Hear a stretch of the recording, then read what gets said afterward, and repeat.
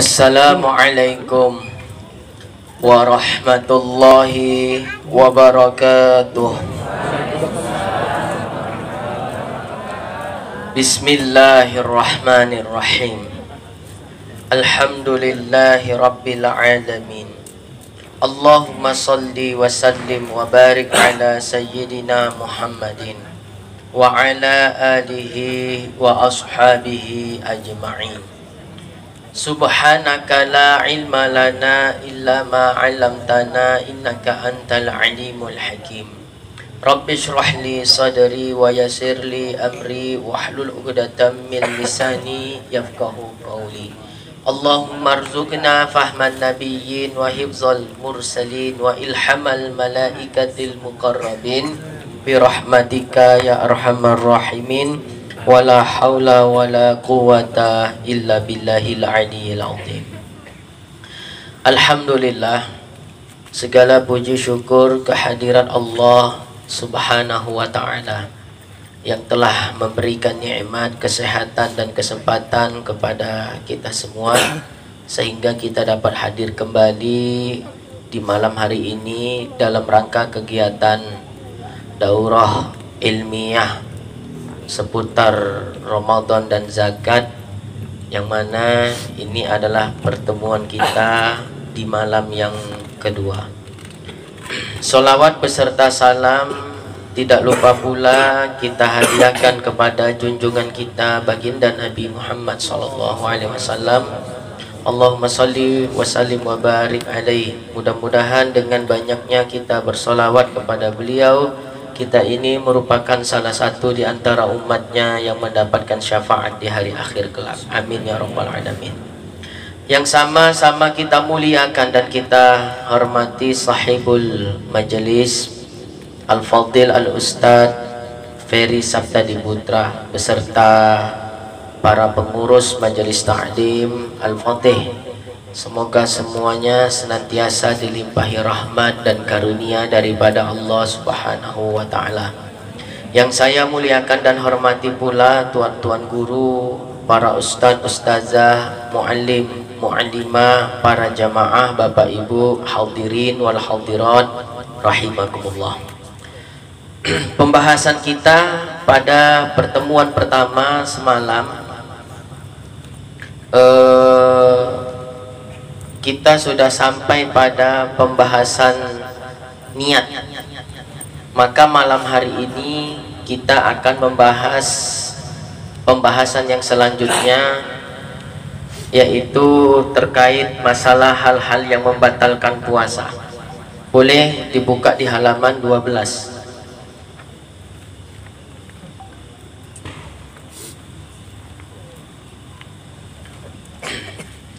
Berbicara tentang hal-hal yang membatalkan puasa itu sangat banyak ya, banyak sekali.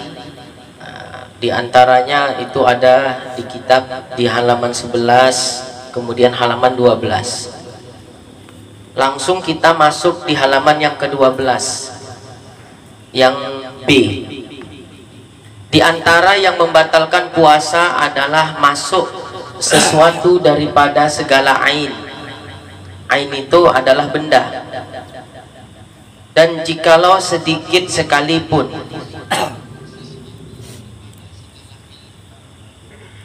ke dalam rongganya dengan sengajakan, jika ada masuk ia daripada salah satu daripada segala lubang yang terbuka kepada rongganya.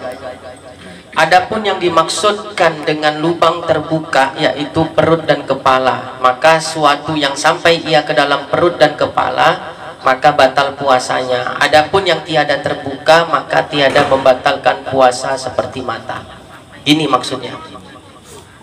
Di antara yang membatalkan puasa kan sangat banyak. Yang paling sering terjadi yaitu masuknya suatu ain. Ain itu benda.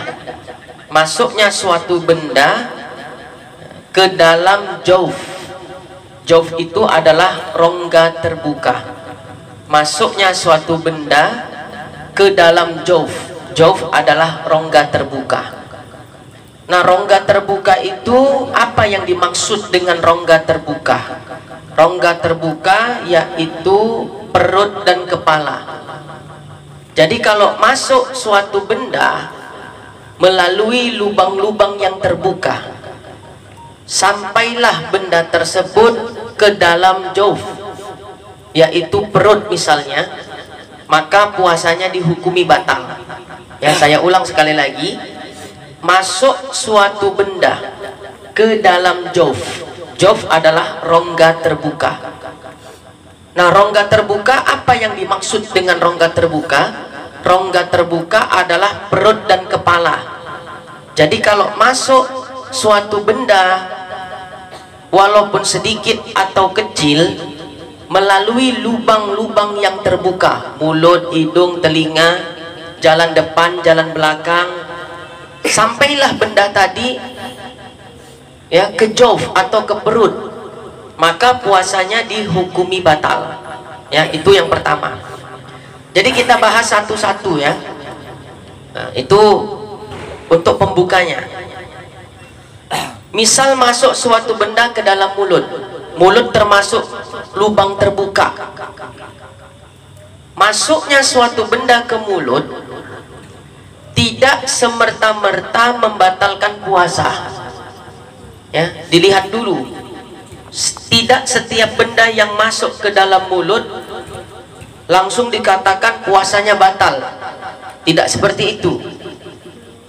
Benda yang masuk ke dalam mulut ya dapat membatalkan puasa bila mana benda tersebut sampai tertelan.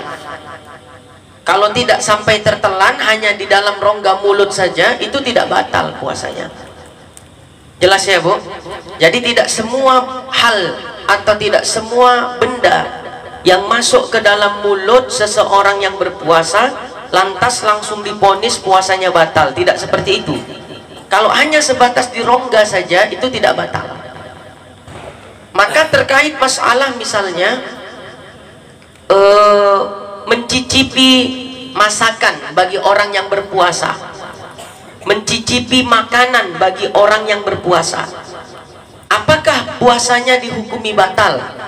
Maka jawabannya, mencicipi makanan atau masakan bagi orang yang berpuasa itu tidak membatalkan puasa. Ya, karena hanya sebatas mencicip saja. Mencicip itu ya sebatas dicicip di rongga mulut. Nah begitu, udah pas rasanya, diludahkan. Kalau ditelan ya batal, itu bukan mencicip tapi menelan namanya. Ya, bahasanya jelas. Mencicipi makanan atau masakan, bukan menelan. Ya, menelan batal, mencicipi hanya di rongga mulut. Ya, maka tidak batal puasa bagi orang yang mencicipi makanan ataupun mencicipi masakan. Kemudian apakah makruh atau tidak Ustaz? Oke, mencicipi makanan tidak membatalkan puasa. Tapi apakah makruh mencicipi makanan atau masakan? Dilihat dulu. Kalau orang yang mencicipi makanan atau masakan tersebut memang ada hajatnya untuk mencicipi makanan atau masakan tersebut, maka tidak makruh. Contoh, ibu-ibu sore-sore ba'dal asar ya masak gulai misalnya. Ya. Untuk apa?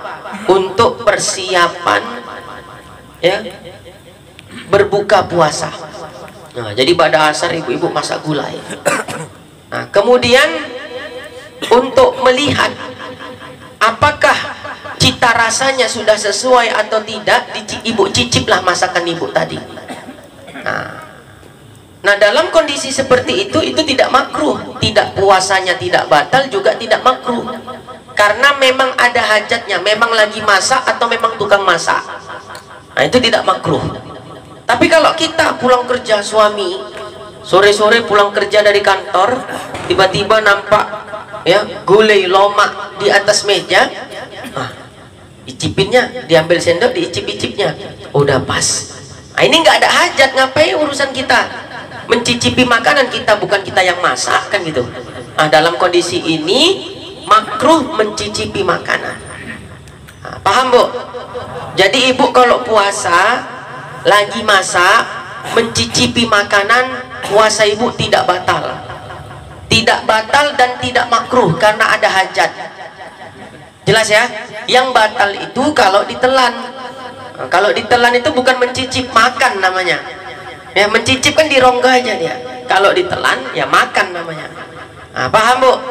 Nah, jadi nggak apa-apa kalau ibu-ibu masak dalam kondisi berpuasa, mencicipi makanan yang dimasak untuk menentukan apakah rasa makanan tersebut sudah sesuai ataukah tidak, maka itu tidak jadi masalah. Nah, itu kan termasuk makanan tadi kan termasuk benda masuk ke dalam mulut, cuma tidak sampai ke jauf, tidak sampai ke perut, tidak sampai tertelan, maka tidak batal. Nah, itu dia. Kemudian di halaman 12 di syahdan yang pertama tentang dahak. Untuk ibaratnya bisa ibu baca sendiri nanti pelan-pelan, karena kita mau bahas masalah fidyah dan masalah zakat lagi. Kalau saya baca takutnya terlalu lama nanti. Ya, syahdan yang pertama tentang dahak, halaman 12. Bagaimana hukumnya menelan dahak? Apabila naik dahak daripada dada ke tenggorokan seseorang, maka wajib hukumnya mengeluarkan dahak tersebut. Ya, wajib dikeluarkan. Nah, kalau tidak dikeluarkan kemudian ditelan kembali, itu puasanya batal. Jelas ya? Dahak udah sampai tenggorokan, maka dikeluarkanlah. Kan gitu. Jorok kali Ustaz. Contoh, ya, naiklah dahak tadi, ya, di rongga mulut, terasa dia kenyal-kenyal gimana gitu, ya. Nah, itu wajib dibuang, wajib diludahkan, wajib dikeluarkan. Kalau tidak diludahkan, kalau tidak dibuang, malah ditelan, puasanya batal. Kecuali memang dia tidak mampu untuk meludahkannya, tidak mampu mengeluarkannya. Ada orang dia nggak bisa buang dahak, nggak pandai dia, tak pandai buang dahak. Dahak udah sampai tenggorokan, bukan malah naik dahak itu malah masuk ke dalam perut, tertelan. Memang tak bisa dia membuang dahak, itu tidak batal puasanya karena nggak ada unsur kesengajaan. Nah, bisa paham ya? Itu dahak dari dada, dahak dari otak, dari kepala, itu juga batal puasa kalau tertelan. Loh, cemana dahak dari kepala itu Ustaz? Misalnya ada orang flu, pilek, ya, kemudian biasa tersumbat hidungnya, sebab ya ada yang sebab menyumbat hidungnya seperti cairan yang mirip-mirip dengan dahak. Kita sering menyebutnya apa? Ingus, ya. Jadi waktu hidungnya tersumbat, ditariklah begini, disedot ke dalam, kan begitu. Wah, rupanya tembus sampai tenggorokan, kan bisa kan? Ingus tadi masuk ke dalam sampai tenggorokan. Nah, itu juga wajib dibuang, wajib diludahkan. Kalau ditelannya, puasanya batal. Nah, itu. Jadi menelan dahak, baik dahak itu dari dada atau dahak itu dari kepala, yaitu ingus, kemudian ditelannya, puasanya batal bila memang dia mampu meludahkannya. Tapi kalau tadi contohnya ada orang yang memang dia nggak bisa buang dahak, tak pandai dia, bukan naik ke atas dahaknya malah makin tertelan. Batalkah puasa dia? Tidak. Kenapa? Karena dia tidak sengaja menelannya. Niat dia mau mengeluarkan malah tertelan. Paham ya? Kemudian bila seseorang dalam kondisi berpuasa, jadi kan tadi rumusnya gini, masuknya suatu benda ke dalam lubang yang terbuka, yaitu mulut, lubang hidung, lubang telinga, jalan depan, jalan belakang. Jangan tanya-tanya lagi apa jalan depan, jalan belakang, ya. Nah, bolak-balik kita ngaji fikih selalu saya sebutkan itu. Jalan depan tempat pembuangan air kecil, jalan belakang tempat pembuangan air besar. Dah, jelas itu ya, supaya bahasanya tidak terlalu vulgar. Jadi masuk sesuatu benda ke dalam lubang hidung bagi orang berpuasa, apakah puasanya dihukumi batal? lihat dulu. Kalau benda itu masuk ke dalam hidungnya sampai hadnya lubang hidung, had itu artinya batasan, yang mana benda tersebut kalau masuk sampai kepada had atau batasannya, maka itu bisa batal puasa. Maka had atau batasan lubang hidung adalah khaysum. Khaysum itu di sini kalau kita berwudu, kita hirup airnya, istinsyak dan istinsar, kan terasa pedih di hidung nih. Kalau masuk air kan rasa pedih di sini kan, itu namanya khaysum. Jadi kalau benda itu masuk ke dalam sampai khaysum, itu puasanya batal. Maka kita cari kesimpulannya, ada orang berpuasa siang-siang Ramadan ngupil. Tahu nggak ngupil? Ya, ngupil itu sunnahnya pakai jari kelingking. Ya, nah, kalau kita kan mana yang cocok mainkan kan gitu kan. Sunnahnya ngupil pakai jari kelingking, sunnahnya. Ya, nah, pakai jari kelingking. Nah, nggak usah saya praktekkan, jelek kali nanti. Dah. Berarti kalau kita ngupil di siang Ramadan, berarti kan masuk suatu benda ke dalam lubang hidung. Pertanyaannya, apakah batal puasa sebab mengupil di siang Ramadan? Jawabannya tidak batal puasanya, karena walaupun masuk jari tapi masuknya cuma sampai di sininya itu, nggak sampai kepada khaysum. Berbeda kalau kita swab ya. Nah, swab kan dimasukkan ke tempat panjang itu, sakit kali itu. Ya, sampai kemari. Nah, itu batal puasanya. Ya, batal. Kenapa? Karena masuk benda sampai kepada hadnya. Nah, sekarang cuma peraturan baru nggak ada swab lagi ya. Yang penting udah ada vaksin yang kedua, nah, udah jadilah itu. Nggak perlu di swab lagi. Sakit ya tuh rasanya. Nah, itu batal. Kenapa batal? Ya iyalah, karena masuk benda tadi ke dalam, ya, ke dalam apa tadi? Lubang hidung sampai kepada khaysum. Nah, terkait masalah itu lagi, sebenarnya itu ada di kitab saya semuanya. Cuma ini ya saya penjelasannya langsung. Bagaimana kumur-kumur bagi orang yang berpuasa ketika berwudu? Tidak sedikit orang yang ketika berwudu, di saat kumur-kumur justru dia tidak berkumur-kumur, dia berwudu, dibasuhlah tangannya sampai pergelangan tangan. Setelah itu kan harusnya kan kumur-kumur, ya, kumur-kumur dan istinsyak, memasukkan air ke hidung. Ini karena dia puasa, akhirnya dia basuh tangan aja langsung basuh wajah. Ketika ditanya, Wak tadi berwudu apa tidak? Iya, saya berwudu. Loh, kenapa nggak kumur-kumur, Wak? Loh, saya kan lagi puasa, katanya kan gitu. Banyak orang awam yang begitu, ya, tidak berkumur-kumur dengan alasan berpuasa, ya, tidak berkumur-kumur ketika berwudu dengan alasan puasa. Nah, dalam hal ini kumur-kumur itu termasuk sunnah-sunnah wudu. Jadi dalam keadaan berpuasa tetap disunnahkan, dianjurkan untuk kumur-kumur ketika berwudu, walau dalam kondisi berpuasa. Hanya saja yang perlu diperhatikan, ketika kumur-kumur untuk berwudu dalam kondisi berpuasa, kumur-kumurnya tidak boleh sampai mubalaghah. Ya, tidak boleh sampai mubalaghah. Mubalaghah itu contohnya gimana, Ustadz? Biasa kan nih, kita Bu kalau kumur-kumur wudu masuk ke mulut, nah gitu. Itu namanya mubalaghah. Jadi ketika ibu-ibu, bapak-bapak berkumur-kumur dalam wudu dalam kondisi berpuasa, tetap kumur-kumur Bu, tapi jangan mubalaghah. Caranya gimana? Cukup masukkan air ke mulut. Nah gitu. Paham Bu? Jangan tinggalin itu. Ya, dalam kondisi berpuasa sekalipun tetap disunahkan. Ya. Nah, itu dia. Jangan mubalaghah. Kalau begini, itu yang dikatakan mubalaghah. Nah, itu yang tidak boleh dilakukan bagi orang yang berpuasa ketika berkumur-kumur di dalam berwudu. Demikian halnya ketika memasukkan air ke lubang hidung, istinsyak, juga tidak boleh mubalaghah. Mubalaghah yaitu biasa ya, kalau orang berwudu yang paling sempurna, air itu dihirup sampai perih di sini. Ya, itu namanya istinsyak. Kemudian dikeluarkan air tersebut disebut dengan istinsar. Nah, kalau dalam kondisi berpuasa cukup disentuh saja, dikenakan saja air itu kepada lubang hidungnya.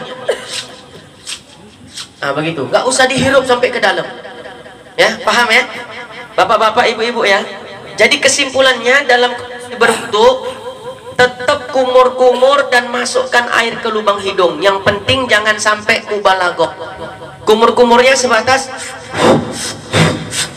begitu saja ya, jangan itu makruh. Ustadz, ketika berwudu waktu kumur-kumur tanpa sengaja airnya tertelan, Ustadz, batal nggak puasa saya? Kan gitu pertanyaannya. Lihat dulu, waktu kumur-kumur tadi mubalaghah apa enggak? Cemana pula mubalaghah tuh, Ustadz? Nggak tahu aku. Mubalaghah tuh kumur-kumur gini, nah itu namanya mubalaghah. Oh iya Pak Ustadz, waktu kumur-kumur tadi saya mubalaghah, kemudian tertelan airnya, puasanya batal. Nah, itu ya. Tapi dia kumur-kumur tidak mubalaghah, begitu saja tiba-tiba tanpa sengaja tertelan airnya, itu puasanya tidak batal. Nah, jadi jangan khawatir ya membatalkan puasa, jangan. Yang penting perlu dijaga ketika berwudu, di saat berkumur-kumur yang perlu untuk dijaga jangan mubalaghah. Itu ajanya ya. Nah gitu aja, masukkan air ke mulut saja. Tertelan airnya tanpa sengaja, batal puasa karena tidak mubalaghah. Jelas itu ya. Nah, jadi Bapak Ibu jangan khawatir lagi ketika berwudu, tidak perlu untuk khawatir, tetap disunahkan kumur-kumur dan istinsyak. Di halaman ke-13 nomor 2 baris kedua dari atas, batal puasa jika dititikkan air atau minyak atau barang sebagainya pada batin lubang telinga, yaitu bahagian jari yang tiada sampai padanya. Adapun masuknya air sebab mandi karena menyejukkan badan, batallah puasanya dengan dia. Dan tiada batal puasa dengan sebab mandi wajib dan mandi sunnah. Demikian juga jika dimasukkannya kayu atau barang sebagainya ke dalam lubang telinganya, maka sampai ia kepada batinnya telinga, batallah puasa dengan dia. Nih, lubang telinga termasuk salah satu lubang yang terbuka, yang dalam artian bila masuk sesuatu benda ke dalam lubang telinga, bila masuknya benda tersebut sampai kepada hat atau batinnya telinga, maka puasanya batal ya. Hat atau batin telinga itu mana batasnya, Ustadz? Kalau benda tadi masuk ke dalam lubang telinga sampai mentok, kalau kita korek kuping pakai katembat misalnya, kan terasa mentok dia tuh, buntu dia, itulah gendang telinga. Nah itulah hat ya, batasan daripada hatnya lubang telinga. Maka kesimpulannya, seandainya masuk suatu benda ke dalam lubang telinga sampai kepada batinnya telinga, itu bisa membatalkan puasa. Misalnya masuknya air ke dalam lubang telinga ketika mandi. Ustadz, saya waktu mandi masuk air ke lubang telinga saya, batal apa tidak puasa saya? Maka jawabannya diperinci. Kalau mandinya mandi biasa, mandi pagi, mandi sore, mandi bersih-bersih badan, itu mandi biasa tidak tuh? Mandi biasa saja ya. Mandi tanazzuf, mandi membersihkan tubuh ataupun badan. Ketika mandi pagi atau mandi sore tadi ya, sengaja atau tanpa sengaja masuk air ke dalam lubang telinganya, puasanya dihukumi batal. Kok baru tahu saya, Ustadz? Ya namanya baru tahu bukan berarti nggak ada. Kadang ada orang baru tahu tapi mengingkari. Mana ada itu, baru tahu ini aku ada kayak gitu katanya ya. Orang dia baru ngaji ya baru tahu lah ya. Jadi kalau kita baru tahu jangan diingkari ya. Nah, ini kadang mengingkari, zakat begini begini begini, mana ada tuh, baru tahu aku ini. Ya, setahu aku boleh. Baru tahu ini aku ada yang bilang nggak boleh. Nah, baru tahu, ya baru tahu dia nggak boleh. Jadi seperti itu, baru tahu saya. Masuk air ke dalam lubang telinga batal puasa ketika mandi. Ya, udah berapa umurku? 60 tahun. Selama aku hidup nggak pernah aku dengar. Ya, masuk air ke dalam lubang telinga ketika mandi membatalkan puasa. Nah, mungkin yang dibaca waktu ngaji-ngaji dulu kitab-kitab yang masih biasa. Ya, nah baik. Jadi pertama, kalau mandinya mandi biasa, mandi pagi, mandi sore yang kita biasa lakukan secara rutin, mandi adat, masuk air ke dalam lubang telinga, puasanya batal. Ya, batal puasanya. Batal puasanya. Jadi makanya perlu diperhatikan ketika mandi pagi, mandi sore tadi, ya perhatikan pelan-pelan ketika mengguyurkan air ke kepala, pelan-pelan, harus hati-hati. Kadang kita terlalu semangat, ya lihat jam, aduh udah mau telat ke kantor kan gitu kan. Walhasil ketika mandi, wah buru-buru masuklah air tadi ke lubang telinganya, batal puasanya. Ada pendapat lain? Nggak ada. Ya, kaul asoh mukobil kaul asoh batal. Ya, batal. Nah baik. Tapi kalau mandinya mandi syar'i, jadi mandi itu ada dua, mandi adat dan yang kedua mandi syar'i. Bukan hijab syar'i aja ada, kan gitu kan? Mandi juga ada mandi syar'i. Ya, mandi adat itu tadilah mandi pagi, mandi sore, ya untuk bersih-bersih badan. Kalau mandi syar'i, contohnya mandi wajib ataupun mandi sunnah. Misalnya gini, ada orang siang-siang Ramadan tidur siang, kemudian dia mimpi basah, inzal, keluar mani. Pertama, junub enggak dia? Junub. Kedua, batalkah puasanya? Enggak batal, karena keluar maninya karena mimpi basah, karena mimpi itu tidak batal puasa. Tapi kan dia junub di siang Ramadan itu. Wajib mandi wajib nggak dia siang-siang Ramadan tadi? Wajib. Nah, ketika mandi wajib tadi di siang Ramadan masuk air ke lubang telinganya, puasanya tidak batal karena mandinya tergolong mandi syar'i. Jelas ya? Contoh lain, mandi syar'i, mandi sunnah. Bapak-bapak kalau mau ke masjid sholat Jumat, mandi dulu nggak? Itu hukumnya sunnah. Mandinya pakai niat nggak? Harus pakai niat. Jadi sebelum kita pergi ke masjid untuk melakukan sholat Jumat, kita mandi terlebih dahulu. Pakai niat, sengaja aku mandi sunnah Jumat. Itu termasuk mandi syar'i. Nah, ketika mandi sunnah Jumat tadi, ya tiba-tiba masuk air ke dalam lubang telinganya. Apakah puasanya dihukumi batal? Puasanya tidak dihukumi batal karena mandinya mandi syar'i. Nah, jadi tentang masuknya air ke dalam lubang telinga ketika mandi apakah membatalkan puasa, rinciannya sebagai yang saya sebutkan tadi. Bisa dipahami, Bu? Bisa ya? Jadi ibu-ibu kalau mandi pagi, mandi sore, ya harus hati-hati, pelan-pelan mengguyurkan air ke kepala, pelan-pelan. Karena apa? Khawatirnya nanti air itu masuk ke lubang telinga yang berakibat puasanya dihukumi batal.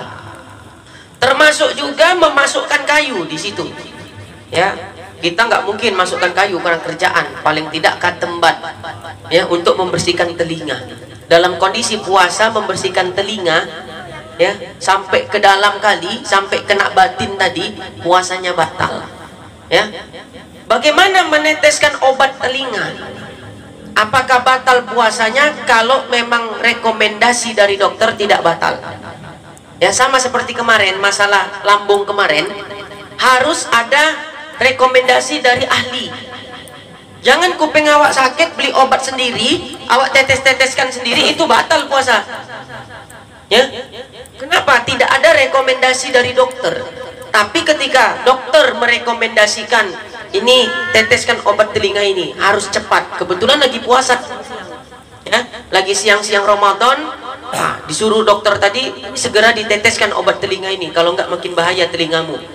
Berarti mendapat rekomendasi daripada ahli, baru ditetes. Nah, itu nggak batal puasanya. Jadi ngorek kuping kalau kita orang Medan. Ya, semisal dengan katembat ataupun dengan korek kuping besi ataupun ya memasuk benda-benda lain seperti bulu ayam, ya kadang enak tuh ya masukkan bulu ayam ke telinga, ya itu batal puasanya. Paham ya Bapak Ibu ya? Nah,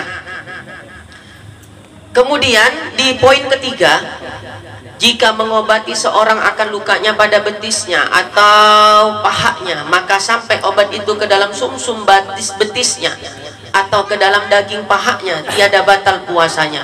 Demikian juga dicucukkan jarum besi. Nah, dicucuk jarum besi, ya itu berarti apa? Suntik. Ya, dicucukkan jarum besi ke dalam daging pahanya, tiada batal, ya tiadalah batal puasanya akan dia karena tiada di sana rongga terbuka. Jadi kalau ditanya orang, Ustadz, dalam kondisi puasa boleh enggak suntik vaksin? Boleh enggak vaksin dalam kondisi puasa? Nah, itu kan disuntik. Pertanyaannya di mana disuntiknya? Ya, di paha atau di bahu? Kan gitu. Nah, pertanyaannya paha bahu termasuk lubang terbuka enggak? Kan enggak masuk. Ya, tidak termasuk. Maka boleh, silakan, puasanya enggak batal. Ya, karena tidak termasuk jawf. Tadi kan jelas yang membatalkan puasa masuknya benda ke dalam lubang terbuka, mulut, hidung, telinga, jalan depan, jalan belakang, ya semua itu bisa menyampaikan kepada kepala ataupun kepada perut. Mulut bisa sampai perut, lubang hidung sampai ke perut, jalan depan bisa sampai ke perut, jalan belakang bisa sampai ke perut. Intinya kalau benda itu bisa sampai ke perut, ya itu batal puasanya. Tapi suntik di bahu, di betis, ya atau di paha itu tidak batal karena tidak termasuk jawf, tidak termasuk rongga terbuka tadi. Nah, pertanyaannya gini, misalnya ada orang lagi puasa tiba-tiba perutnya ditikam, masuklah pisau tadi ke dalam perutnya, kan ditikam, batal nggak puasanya? Kan itu batal karena pisau tadi masuk ke dalam perut, walau tidak melalui mulut, yang penting kan masuk dia ke dalam jawf tadi, yaitu perut. Nah, rumusnya gitu dia, ya, rumusnya seperti itu. Nah, makanya tidak setiap benda masuk ke mulut langsung dikatakan puasa batal. Tengok dulu, makanya mencicipi makanan tadi, kalau sebatas mencicipi tidak sampai ditelan ya nggak batal puasa, kan gitu.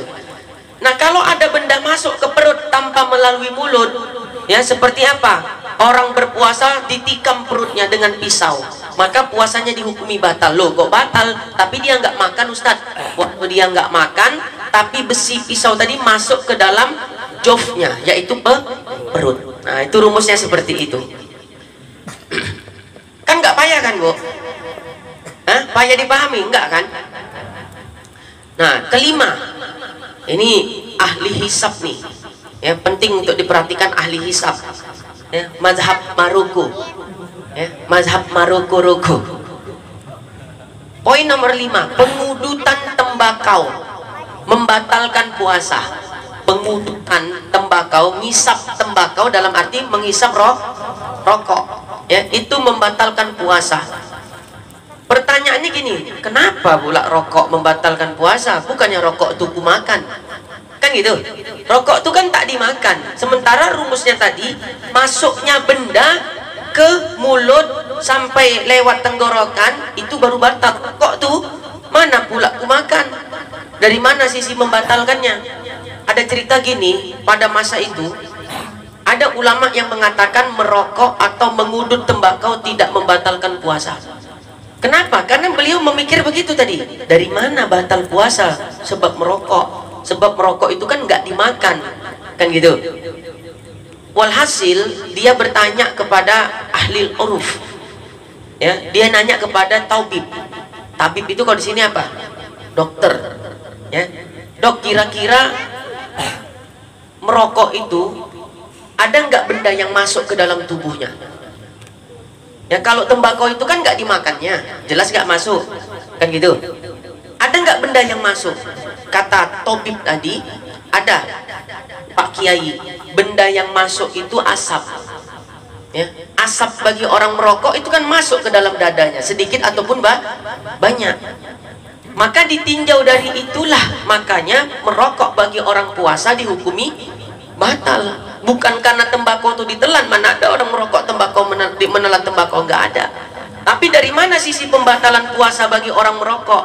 Sebab ada asap yang masuk ke dalam dada. Dada ini kan udah lewat tenggorokan, kan itu, udah lewat tenggorokan, makanya batal puasanya. Sedikit ataupun banyak asap tersebut yang masuk ke dalam dada orang yang merokok, maka puasa dihukumi batal.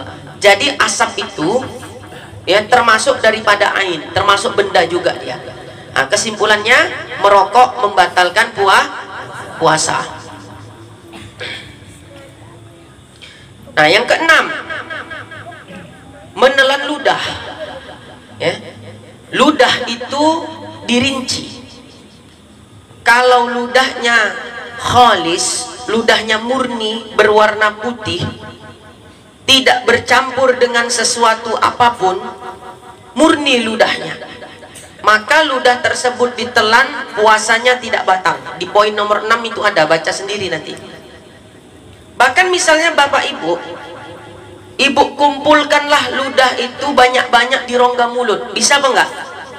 Ludah itu dikumpulkan banyak, ibu puasa nih, dari dalam kondisi puasa, ludah yang khalis, yang suci, yang murni tadi ibu kumpulkan di rongga-rongga mulut. Setelah banyak, ibu telan ludah tadi, ya, menggantikan minum.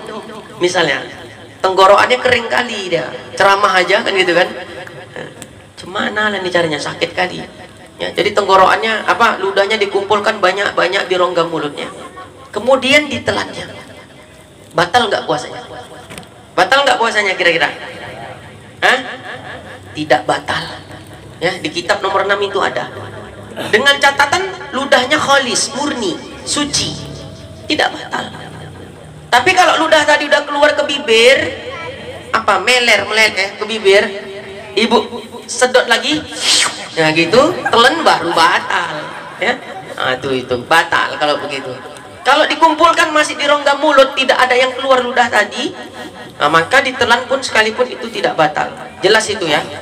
Jikalau dihimpunkan hingga banyak lalu ditelannya ludahnya sekalipun, tiada batal. Pada poin nomor 6. Nah, kemudian kalau ludah itu bercampur dengan najis, contohnya gimana? Contohnya gusi berdarah. Misalnya gusi bapak ibu berdarah, otomatis ludah berwarna merah. Kenapa? Bercampur dengan darah. Darah itu adalah najis. Nah, menelan ludah yang bercampur dengan najis semisal darah tadi, puasanya dihukumi batal. Ya.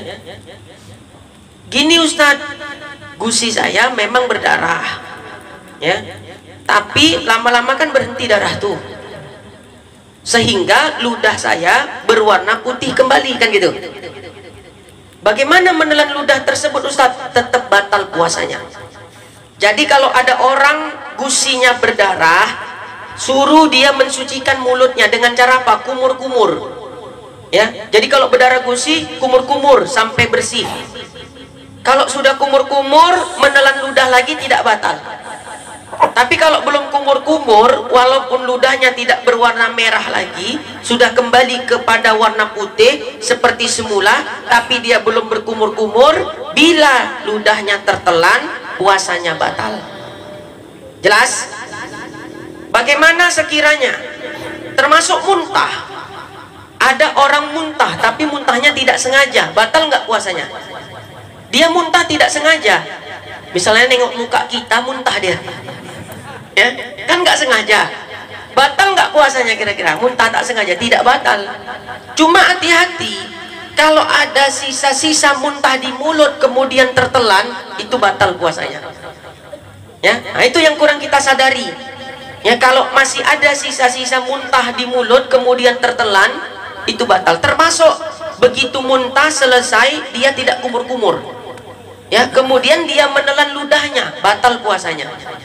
Nah, jadi ketika muntah atau gusi berdarah, hendaknya untuk kumur-kumur terlebih dahulu. Kalau tidak, bila tertelan ludah orang tersebut, bisa membatalkan puasa. Nah, tertinggal sisa-sisa makanan di halaman ke-14. Jika tertinggal sisa-sisa makanan di sela-sela gigi, apa apabila tertelan sisa-sisa makanan tersebut, apakah puasanya batal? Ya, menelan sisa-sisa makanan yang tertinggal di gigi membatalkan puasa bila dia mampu meludahkannya. Ya, bila mampu meludahkannya. Jadi sisa-sisa makanan nempel di sela-sela gigi. Di siang-siang Ramadan lepas dia dari sela-sela gigi tadi, terasa nggak di lidah bendanya tuh. Nah, datang kita main-maini gini-gini, tertelan, batal puasanya. Ya, tapi kalau sekiranya terasa di lidah, begitu mau kita buang, loh, mana dia? Tertelan tanpa sengaja, itu tidak batal puasanya. Nah, jadi kalau ada sisa-sisa gigi, nah, itu dibuang. Kalau tak dibuang, puasanya batal. Sayang pula dia kan, sayang nih satu serat daging, ya, rendang katanya, ya, batal puasanya. Khalas, masuk ke halaman 16 sampai setengah 10 kita bahas masalah puasa. Nanti sisa waktunya insya Allah cukup untuk masalah bahas zakat dan fidyah. Makruh puasa di nomor ketiga. Ya, nomor ketiga, makruh puasa. Ini jarang kita amalkan nih. Keluarkan ia akan air dari mulut sudah berbuka karena akan menghilangkan berkah puasa. Jadi gini, Bu, ketika waktu berbuka telah tiba, kita kan minum air, ya kan? Nah, ketika kita minum, pada tegukan yang pertama jangan langsung ditelan airnya. Ya, pada tegukan yang pertama jangan langsung ditelan, tapi dikumurkan dulu ke mulut. Ya, nah, tegukan pertama, kumurkan dulu ke mulut, baru ditelan. Kenapa demikian? Itu hukumnya sunnah, mengambil berkah dari bau mulut orang yang berpuasa. Nah, ini jarang kita buat nih kan. Mana ingat-ingat lagi tuh, Ustaz? Baca doa Allahumma laka sumtu pun tak teringat awak lagi kalau udah beduk duk. Ya, di sini ada es tebu, ada es cendol, teh manis dingin. Ya, mungkin kalau tangannya tiga tuh sekali diminumnya. Ya, nah ini. Gini. Dalam kajian tasawuf, hakikat puasa adalah mengekang hawa nafsu. Betul apa tidak? Maka ketika berbuka jangan dilepaskan hawa nafsu tuh. Maksudnya gimana, Ustaz? Kadang kita nih orang awam, begitu waktu berbuka puasa semua nak dibeli. Ya, mulai es ini, es itu, segala macam es ada. Selera lapar mata kalau kata orang, ya. Nah, jangan seperti itu. Beli yang secukupnya aja, walau selera kali kita. Beli yang secukupnya. Satu macam aja misalnya. Ya, aku kan banyak duit, Ustaz, apa salahnya? Wah, ya, itu bertentangan dengan rahasia atau hakikat puasa. Sekali lagi ya, hakikat puasa adalah mengekang hawa nafsu. Betul apa tidak? Jadi kalau kita berbuka semua nak dimakan, di mana letak pengekangan hawa nafsu itu? Nah, itu dia. Jadi itu dalam kajian tasawuf itu seperti itu. Makanya ulama-ulama tuh makan buka puasa sederhana aja, jadi ya kurma. Ya, kalau ada es ya es, biasa aja. Ini kalau kita kan kalau beli makanan berbuka puasa, masya Allah tabarakallah, kue entah berapa macam. Ya, kuenya, anyangnya, apa lagi? Kolak dinginnya, semuanya kita beli. Ya, ini orang yang kayak gini nih, dia nggak dapat apapun daripada puasanya selain lapar dan haus. Ya, saya waktu dulu ngaji kitab Risalatul Mu'awana karya Imam Haddad gitu, dinasihati oleh kiai. Ya, kita ini puasanya jangan kayak puasa orang awam katanya. Puasanya orang awam itu gimana? Yaitu ketika berbuka sibuk, repot, heboh menyiapkan berbagai macam ragam makanan untuk berbuka. Padahal hakikatnya berpuasa adalah mengekang hawa nafsu. Nah, kalau begitu kan berarti tidak tahan nafsu kan gitu. Nah, itu diperhatikan.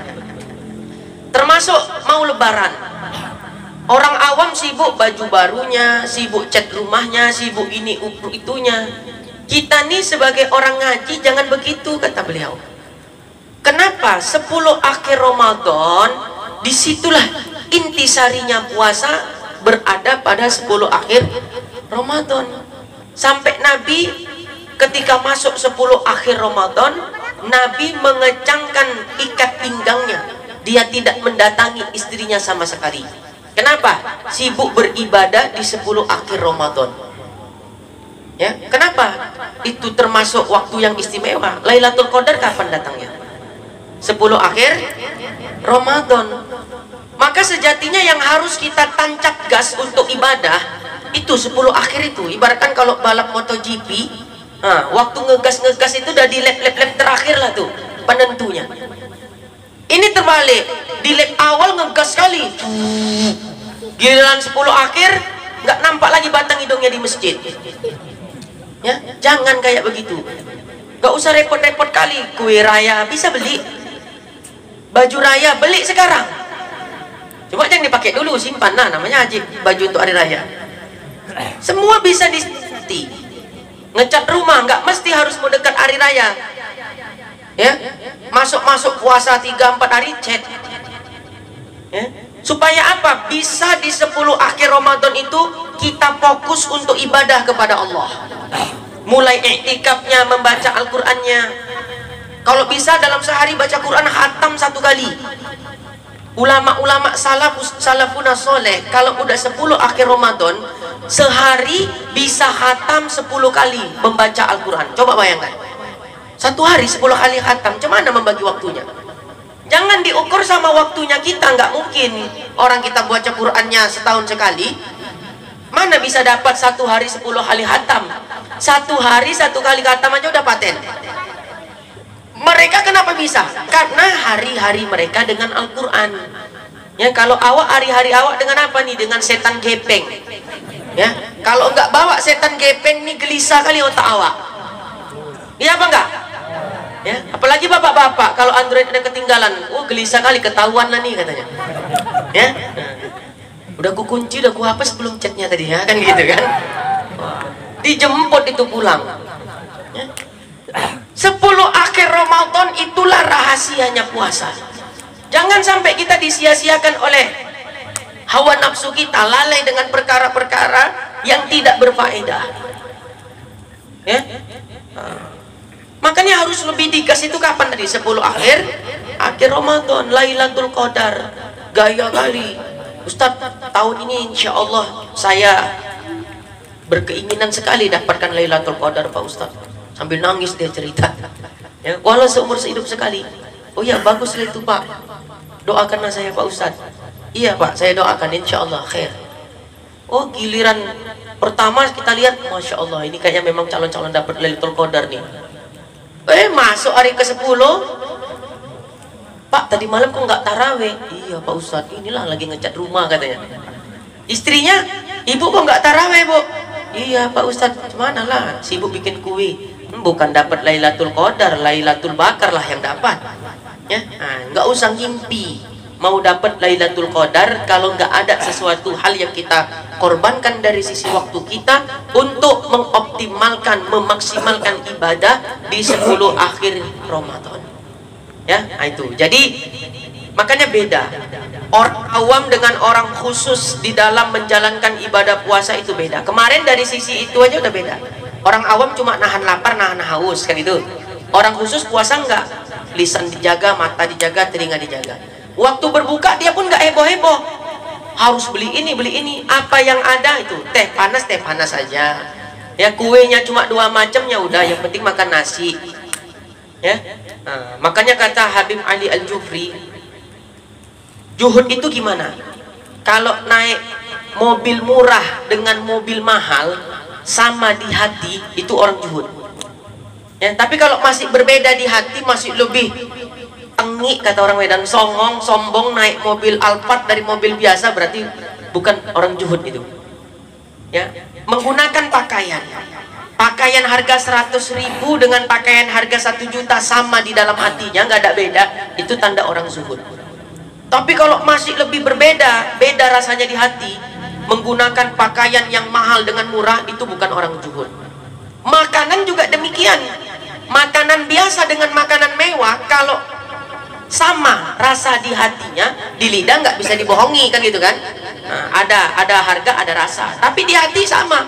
Makan makanan murah dengan makanan yang mewah biasa aja hatinya, ya. Nah, itu berarti tanda orang zuhud. Nah, baik. Jadi introspeksi kita diri di bulan Ramadan nanti, ya, ketika berbuka puasa tolong dikontrol, ya, hawa nafsunya. Jangan semuanya mau dibeli, mau dimakan, semuanya mau dibeli, mau dimakan, jangan. Ya, itu sangat bertentangan dengan tujuan puasa, mengekang hawa nafsu.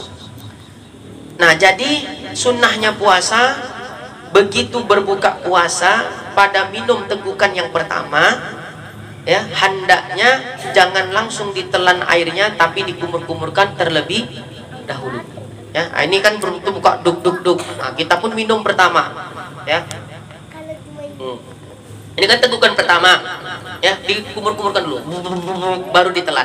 Ya, itu hukumnya sunnah. Kenapa? Mengambil berkah bau mulut orang yang sedang berpuasa. Makruh-makruh puasa yang lain itu dibaca sendiri. Selainnya udah saya jelaskan. Halaman 17 sunnah-sunnah puasa. Sunnah-sunnah puasa itu banyak, sampai 10 di kitab saya itu. Saya jelaskan nomor yang poin kelima dulu. Ya, poin kelima. Di halaman 17. Di antara sunnah puasa ketika berbuka baca doa Allahumma lakasumtu. Nah, ini nanti pasti ribut di media sosial. Tiap tahun itu aja masalahnya. Kata kelompok Salafi Wahabi, doa buka puasa Allahumma lakasumtu itu nggak ada dalilnya katanya. Ya, pernah nggak dengar itu? Ya, kata mereka, bukan itu doa berbuka puasa, bukan Allahumma lakasumtu. Sebelum Wahabi itu lahir, ya, para salafun soleh doa buka puasanya udah Allahumma lakasumtu. Masa pula orang baru lahir mengatakan doa Allahumma lakasumtu nggak ada dalilnya? Kok repot kali jadi orang mau berdoa. Di dalam saya sudah melakukan observasi penelitian terkait doa Allahumma lakasumtu, tapi nggak saya masukkan di kitab ini, ada di kitab saya yang lain. Di antaranya di dalam mazhab Hanafi disunnahkan berbuka puasa membaca doa Allahumma lakasumtu. Mazhab apa itu? Hanafi. Kemudian saya buka lagi kitab-kitab fikih mazhab Maliki. Di situ juga dinyatakan sunnah-sunnah puasa diantaranya adalah ketika berbuka puasa sunnah membaca doa Allahumma lakasumtu. Mazhab Hanafi doanya Allahumma lakasumtu. Mazhab Maliki Allahumma lakasumtu. Mazhab Syafi'i Allahumma lakasumtu. Mazhab Hambali Allahumma lakasumtu. Jadi nggak usah khawatir nanti. Ya, kalau dengar video di YouTube media sosial ada Ustadz Wahabi mengatakan bahwasanya doa Allahumma lakasumtu tidak ada dalilnya, nggak usah dihiraukan. Sejak dulu dari kalangan ulama-ulama mazhab kita berdoa berbuka puasa ya dengan Allahumma lakasumtu. Nah, apalagi yang sering diperdebatkan? Yang sering diperdebatkan diantaranya buka dulu ataukah berdoa dulu. Ribut, bisa gara-gara itu nggak cakapan. Itu aja kok ribut. Ini ketika berbuka puasa mana didahulukan? Buka dulu baru berdoa atau berdoa dulu baru berbuka? Dua-duanya boleh. Dua-duanya boleh, nggak ada masalah. Pertama di dalam kitab Fathul Mu'in karya Syekh Zainuddin bin Abdul Aziz Al-Malibari Asy-Syafi'i, dan di dalam kitab Hasyiah I'anatul Thalibin karya As-Sayyid Bakri Muhammad Sato Ad-Dimyati Al-Misri Asy-Syafi'i dikatakan bahwasanya disunahkan untuk berbuka terlebih dahulu baru membaca doa Allahumma lakasumtu. Ya. Kenapa disebut di dalam hadis apabila Nabi berbuka puasa maka Nabi membaca doa. Apabila Nabi telah berbuka maka Nabi membaca doa Allahumma lakasumtu. Apabila Nabi telah berbuka, kan gitu. Makanya di dalam kitab Al-Azkar An-Nawawi yang disusun oleh Al-Imam Muhyiddin Abi Zakaria Yahya bin Syaraf An-Nawawi Ad-Dimaski Asy-Syafi'i, dan di dalam kitab Futuhatur Rabbaniyah disusun oleh Al-Imam Ibnu Ailan As-Siddiqi. Nabi dalam hadis itu disebutkan apabila Nabi telah berbuka maka Nabi membaca doa. Berarti kan Nabi buka dulu, gitu argumentasi mereka. Ya, Nabi buka dulu baru Nabi baca doa. Jadi pendapat yang pertama, berbuka terlebih dahulu baru dia membaca doa. Jadi begitu bedok, Bu, tuk tuk tuk tuk, waktu buka, Ibu batalkan dulu puasanya, minum seteguk tadi, barulah baca Allahumma lakasumtu wabika amantu. Ini pendapat pertama. Pendapat kedua di dalam kitab Busyrul Karim, syarah kitab Muqaddimah Al-Hadramin, dua-duanya itu boleh. Dua-duanya boleh. Ya, begitu buka baca doa dulu, Allahumma lakasumtu wabika amantu. Nah, udah selesai baru berbuka. Itu juga boleh. Nah, yang nggak boleh itu tahu apa? Nggak puasa tapi sibuk kali mau buka puasa. Ya, itu yang nggak boleh. Ya, tak boleh. Orang puasa sibuk buka puasa, dia yang nggak puasa dia yang paling sibuk. Nah, jangan begitu. Sudah. Itu sunnah-sunnahnya puasa. Jelas, Bu? Nah, jadi boleh dua-dua ya. Jangan dijadikan masalah yang semisal itu. Halaman 18 masuklah kitab fidyah. Nah, masuk bab fidyah udah. Pas setengah 10. Halaman 18. Ada kalanya seseorang yang tidak berpuasa diwajibkan mengqadha sekaligus bayar fidyah. Ada kalanya dia hanya disuruh untuk mengqadha tidak bayar fidyah. Ada kalanya dia disuruh bayar fidyah saja, tidak disuruh mengqadha puasanya. Ada kalanya tidak disuruh mengqadha, tidak disuruh bayar fidyah. Siapa-siapa mereka? Nah, kita baca satu-satu. Yang pertama, orang yang wajib mengqadha puasanya sekaligus membayar fidyah, yaitu orang yang membatalkan puasa karena takut kepada orang lain, seperti perempuan hamil yang takut pada janinnya atau perempuan menyusui. Kalau ada wanita dalam kondisi hamil kemudian dia tidak berpuasa, ketika ditanya, Kak, kenapa kakak enggak puasa? Pak Ustadz, kalau saya sebenarnya tahan puasa, enggak masalah, kuat saya Pak Ustadz. Tapi kalau saya puasa, saya khawatir perkembangan janin saya tidak berkembang dengan sempurna, tidak berkembang dengan baik. Saya khawatir kepada janin saya. Nah, berarti yang dikhawatirkannya dirinya ataukah janinnya? Janinnya. Maka orang yang seperti ini, dia nanti wajib mengqadha sekaligus bayar fidyah. Jelas ya? Jangan ditanya lagi nanti, Bu. Udah dijelaskan ini. Nah, yang menyusui juga demikian. Kak, kakak puasa enggak?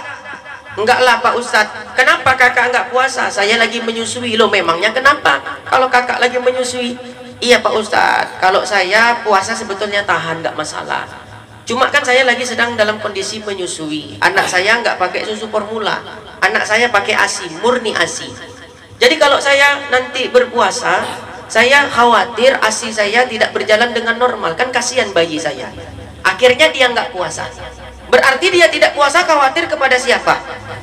Kepada bayinya saja. Maka dia nanti wajib qadha sekaligus fidyah. Jelas? Nah, yang kedua, orang yang wajib qadha saja tiada wajib bayar fidyah. Itu kebalikan dari yang pertama. Jadi misalnya gini, wanita hamil tadi ditanya, puasa kakak? Enggak puasa Pak Ustadz. Loh, kenapa kakak enggak puasa? Iya, saya tahulah Ustadz, badan saya ini lemah, gampang capek, kalau udah capek pingsan. Apalagi saya dalam kondisi hamil. Jadi kalau saya puasa, saya khawatir terjadi sesuatu pada diri saya. Selain itu, saya kan lagi hamil. Saya juga khawatir Pak Ustadz, kalau saya puasa nanti, ya entah terjadi apa-apa pula sama janin saya. Nah, berarti dia khawatir kepada siapa? Khawatir pada dirinya sekaligus kepada janinnya. Maka wanita seperti ini cukup kodok saja, tidak wajib bayar fidyah. Nah, rinciannya gitu. Nah, wanita menyusui juga seperti itu. Ya, kakak puasa enggak. Kenapa? Ya itu Pak Ustadz, kalau saya puasa saya khawatir nggak bisa menjaga stabilitas tubuh. Takutnya kalau saya puasa ya entah kenapa pula badan saya. Terlebih-lebih lagi saya ini dalam kondisi menyusui bayi.